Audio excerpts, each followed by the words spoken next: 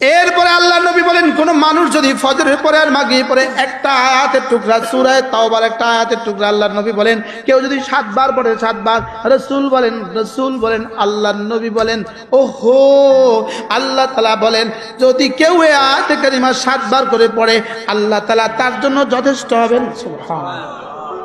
কি ফি কুল্লি হাম্মিদ দুনিয়া ওয়াল আখিরাহ, দুনিয়া আর আখিরাতে যত চিন্তা, দুনিয়া আখিরাতে যত টেনশন, সবগুলোর জন্য আল্লাহ যথেষ্ট হবে।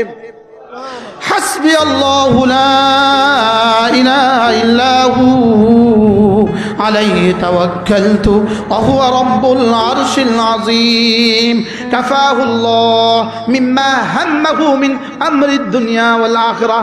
আল্লাহর নবী বলেন তার দুনিয়া আখিরাতে যত টেনশন আছে সবকিছুর মোকাবেলা আল্লাহ যথেষ্ট হবে।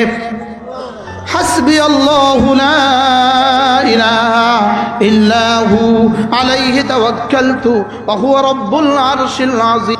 এরপরে আল্লাহর নবী বলেন কোন মানুষ যদি 5 ওয়াক্ত নামাজের পরে আরেকটা কালিমা পড়ে 10 বার, লা ইলাহা ইল্লাল্লাহ ওয়াহদাহু লা শারীকা লাহু লাহুল মুলকু ওয়া লাহুল হামদু ওয়া হুয়া আলা কুল্লি শাইইন কাদির। আল্লাহর নবী বলেন কোন মানুষ যদি এই কালিমাটা 5 ওয়াক্ত নামাজের পরে 10 বার 10 বার 10 বার 10 বার 10 বার পড়ে, রাসূল বলেন ফালাহু আদিলু আরবাআত রিকাব, 4টা গোলাম আজাদের নেকি রব তাকে দিয়ে দিবে।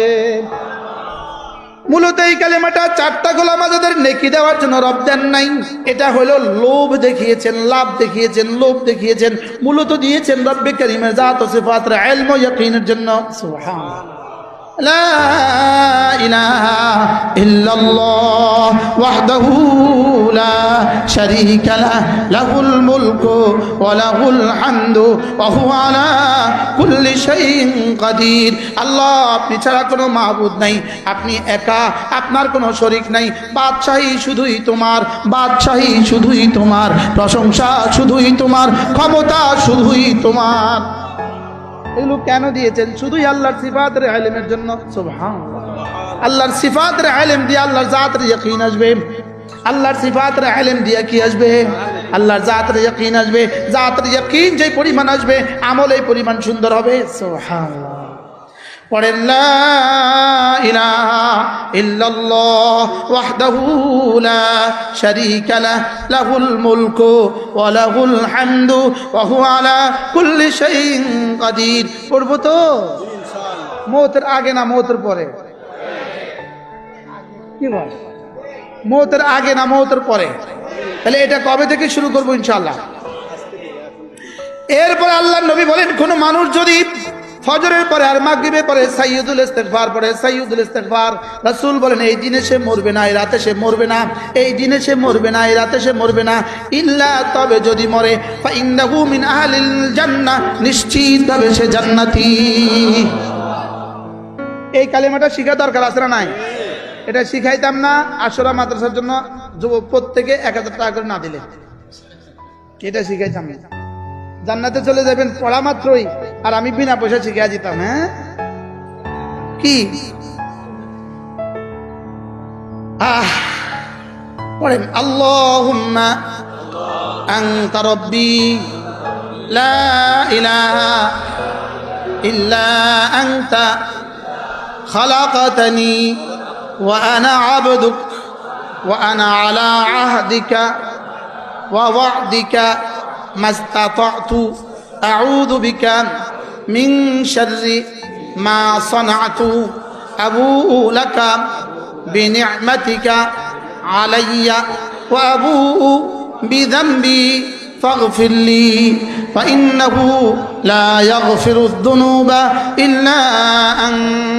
এটাকে বলে সাইয়্যিদুল ইস্তিগফার। আল্লাহর নবী বলেন কোন মানুষ ফজরের পরে এটা পড়বে না, কোন মানুষ মাগরিবের পরে এটা পড়বে না, সে ওই দিন ওই রাতে মরবে না। সুবহানাল্লাহ বলেন। পড়বে না, যদি পড়ে সে মরবে না। সুবহানাল্লাহ বলেন না।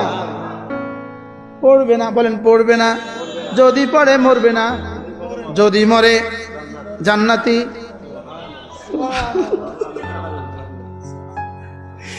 কি মজা!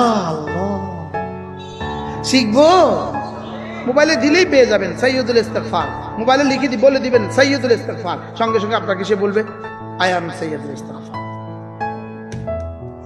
পড়বো তো? আল্লাহ তৌফিক দান। এটা মজার খবর শোনাবো আপনাদেরকে। যেমন ধরেন আমি এই 5 জনকে দিয়ে উদাহরণ, আচ্ছা আমরা দেই উদাহরণ, আমরা দেই বুঝার জন্য। ইনি বসে বসে দোয়া করতেছেন আধা ঘন্টা, আল্লাহ আমাকে এটা দেন, এটা দেন, এটা দেন, এটা দেন, এটা দেন, হাজারো দোয়া ইনি বসে বসে করলেন। দামি না বেদামি? জোরে বলেন কতটা দামি? রব ছাড়া কেউ জানে না কতটা দামি। ইনি আধা ঘন্টা দোয়া করলেন, কতটা দামি রব ছাড়া কেউ জানে না। এবার ইনি বসে বসে যেই আধা ঘন্টা ইনি দোয়া করলেন, ইনি আধা ঘন্টা বসে বসে জিকির করলেন। সুবহানাল্লাহ বলেন।